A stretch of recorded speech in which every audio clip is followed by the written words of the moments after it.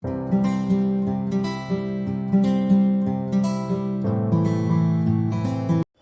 champs, welcome to my YouTube channel. Today I'm going to discuss with you all modern rules of journalizing the transactions. Journalizing the transactions.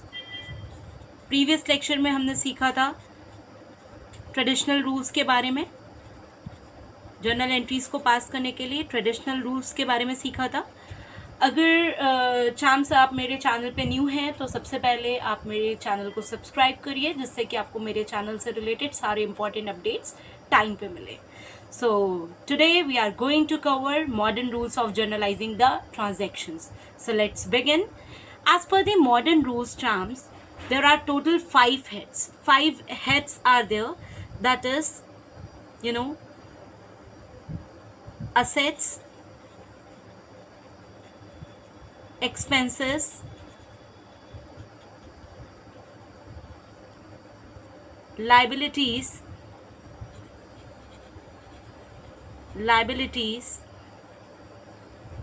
income,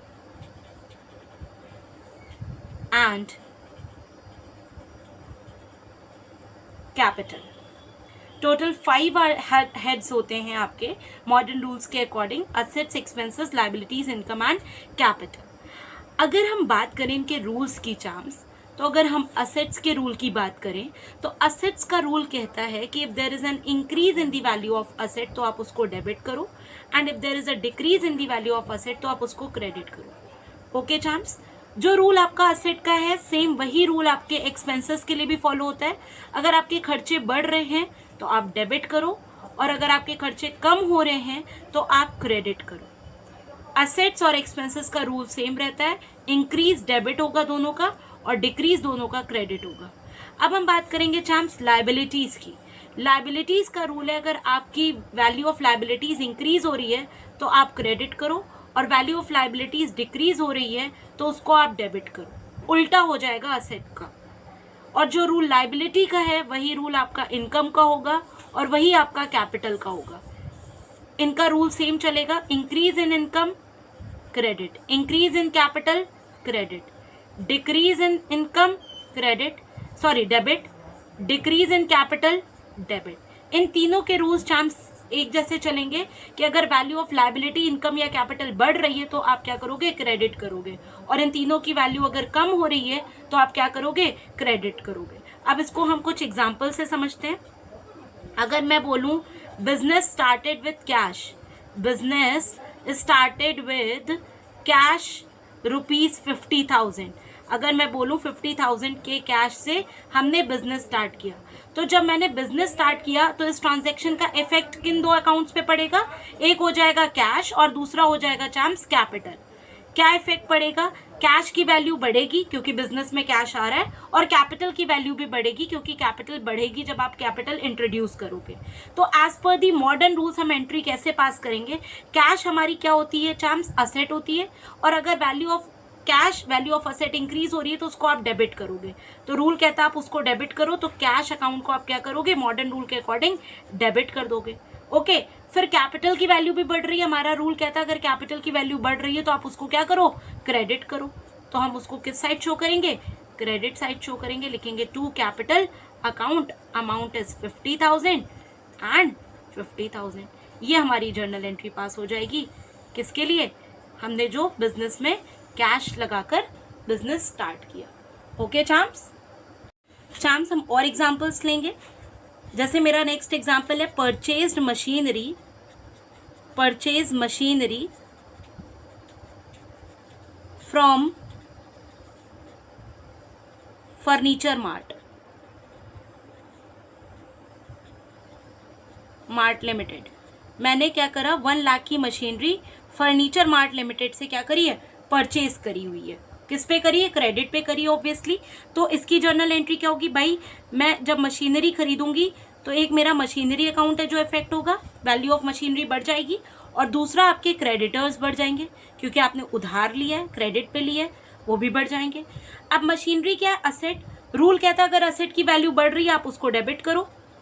तो मैंने क्या किया, machinery account को chance debit कर लिया। और creditors आपकी liability, अगर लाइबिलिटी की वैल्यू बढ़ती है रूल कहता है आप उसको क्या करो, क्रेडिट करो। तो मैंने क्रेडिटर्स को यहाँ पर टू क्रेडिटर्स अकाउंट, जो भी क्रेडिटर का नाम है, जैसे हमारा यहाँ पर नाम है फर्नीचर मार्ट, तो मैं क्रेडिटर का नाम लिख दूंगी मार्ट, ठीक है। और जो भी अमाउंट होगा that we will write 1 lakh और 1 लाख, ये जर्नल एंट्री हमारी हो जाएगी। थर्ड ट्रांजेक्शन लूँ मैं, अगर sold goods to Ram for ₹500, मैंने राम को क्या किए, गुड्स सेल करे। तो गुड्स सेल करे मतलब हमारे बिजनेस से स्टॉक जा रहा है, मतलब स्टॉक की वैल्यू कम हो जाएगी हमारी। और हमने सोल्ड किसको किए, राम को, क्रेडिट पे किए, तो राम हमारा क्या हो जाएगा, अगर आप किसी को क्रेडिट पे गुड्स बेचते हो तो वो आपके डेटर्स होते हैं, डेटर्स की वैल्यू भी बढ़ जाएगी। स्टॉक कम होगा और डेटर्स क्या होंगे, बढ़ जाएंगे। स्टॉक और डेटर्स दोनों ही क्या हैं, असेट है। और असेट का रूल होता है इंक्रीज को आप डेबिट करो और डिक्रीज को आप क्रेडिट करो। तो आप चांस जर्नल एंट्री क्या पास करोगे, असेट जो बढ़ रही है, बढ़ कौन सी रही है, डेटर्स की वैल्यू बढ़ रही है, उसको आप डेबिट करो। तो राम्स अकाउंट तो डेबिट हो जाएगा। जो असेट आपकी कम हो रही है उसको आप क्रेडिट करो, तो आपकी स्टॉक की वैल्यू कम हो रही है। अब यहाँ पे गुड्स का नाम स्पेसिफिकली नहीं गिवन है, तो आप क्या लिखोगे, सेल्स लिखोगे। आप एंट्री किससे करोगे, सेल्स अकाउंट से। याद रखना चांस, अगर आप गुड्स परचेज कर रहे हो या गुड्स सेल कर रहे हो और आपको गुड्स का नाम नहीं स्पेसिफिकली गिवन है, तो परचेज के टाइम पे परचेजेस से एंट्री करोगे और सेल के टाइम पे सेल्स से एंट्री करोगे। तो यहाँ पर हमने गुड्स सेल किया है, तो राम्स अकाउंट डेबिट टू हमारा सेल्स अकाउंट हो जाएगा, कितना, 500। एक बार हम क्रॉस चेक कर लेते हैं, हमारे डेटर की वैल्यू बढ़ रही थी, हमने उसको डेबिट कर दिया, हमारी स्टॉक की वैल्यू कम हो रही थी, हमने उसको क्रेडिट कर दिया, ठीक। अब नेक्स्ट ट्रांजेक्शन लेते हैं। सपोज दैट मेरा ट्रांजेक्शन है goods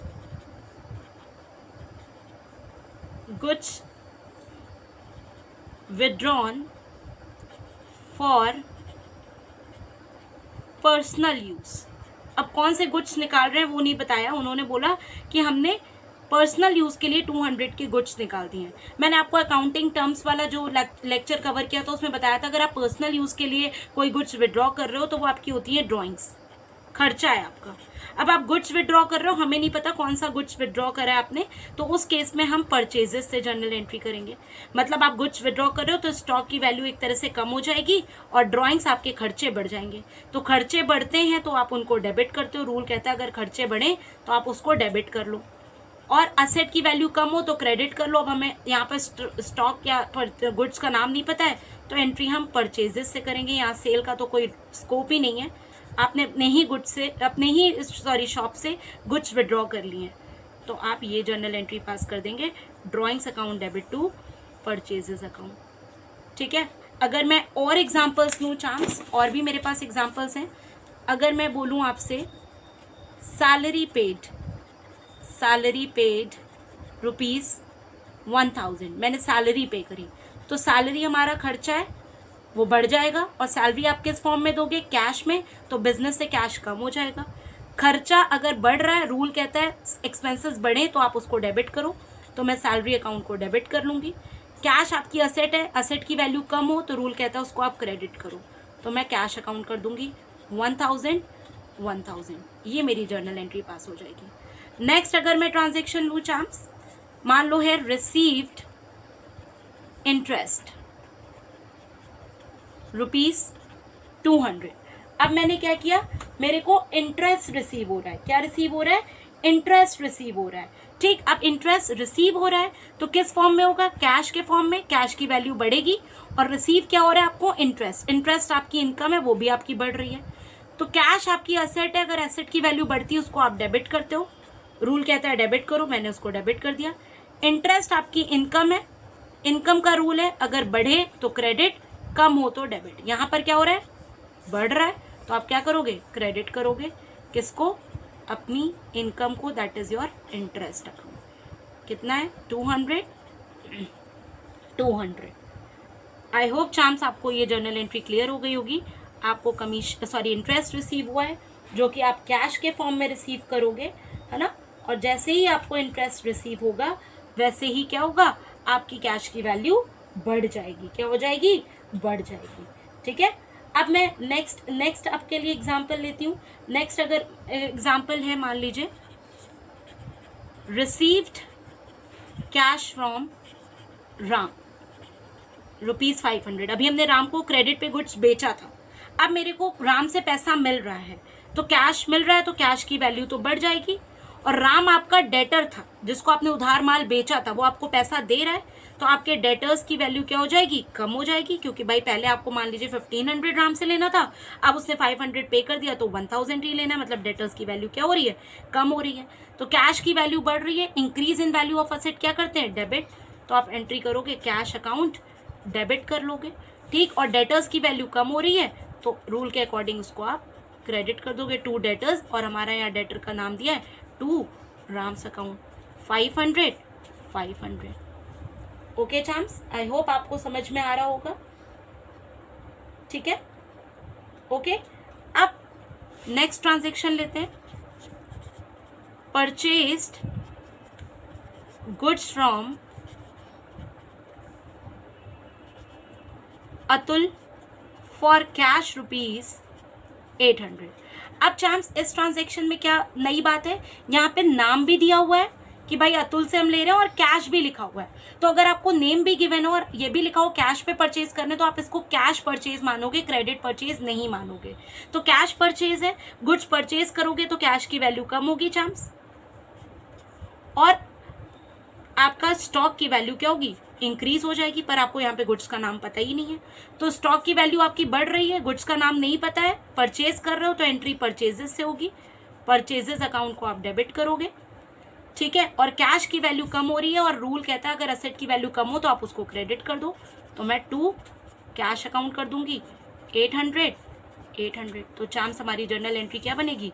purchases account debit to cash account, ठीक है। एक बार हम फटाफट से रिवाइज करते हैं हमारे मॉडर्न रूल्स। जो हमारे मॉडर्न रूल्स हैं, मॉडर्न रूल्स हमने अभी समझे थे, एक बार देखते हैं हम मॉडर्न रूल्स हमारे क्या हैं। मॉडर्न रूल्स एक बार समझते हैं। टोटल हमारे 5 हेड्स हैं, assets, expenses, liabilities, income and capital. Okay, अब असेट्स की वैल्यू बढ़ेगी, डेबिट, एक्सपेंसेस की बढ़ेगी, डेबिट, असेट्स की वैल्यू कम, क्रेडिट, एक्सपेंसेस की वैल्यू कम, क्रेडिट, मींस असेट्स और एक्सपेंसेस का रूल सेम चलेगा। यहाँ पर लाइबिलिटीज, इनकम और कैपिटल का रूल सेम होगा। अगर इनकी वैल्यूज में इंक्रीज हो रहा है, बढ़ रही है वैल्यूज, तो क्रेडिट होगा, और अगर डिक्रीज हो रही है तो डेबिट होगा। सो आई होप चैम्प्स आपको modern rules of accounting clear हो गए होंगे। ये आपकी टोटली चॉइस है कि आप मॉडर्न रूल से एंट्रीज करना चाहते हो या ट्रेडिशनल अप्रोच से करना चाहते हो। Choice is all yours. Okay, so stay tuned, stay happy, do subscribe my channel, and please share with your friends if you think that my lectures are beneficial for them. Thank you, bye.